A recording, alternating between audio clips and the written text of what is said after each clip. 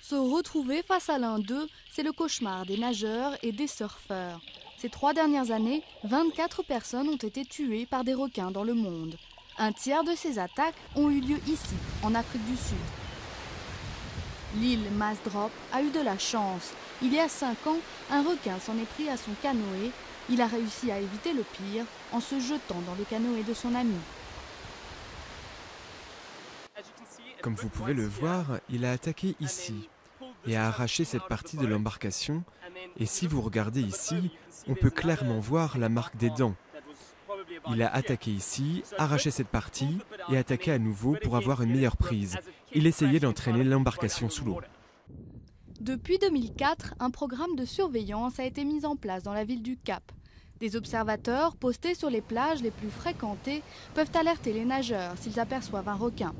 Une sécurité qui ne dissipe pas pour autant toutes les inquiétudes. Je me baigne, mais je ressors de l'eau très rapidement. Je ne nage pas longtemps. Mes neveux et nièces viennent souvent ici et eux aussi ont peur des requins. Aujourd'hui, la municipalité souhaite aller plus loin. Elle veut installer un filet dans les eaux de Fish Hoek. Sans danger pour le prédateur, ce filet empêcherait les requins de pouvoir atteindre le bord de mer. Cela va empêcher les attaques de requins dans un espace suffisamment étendu pour que les baigneurs puissent aussi nager. Cela pourrait signifier la fin de ces attaques. Le filet ne peut couvrir qu'une partie de la baie. Ailleurs, les nageurs et les surfeurs devront compter sur les observateurs pour les prévenir d'un danger imminent.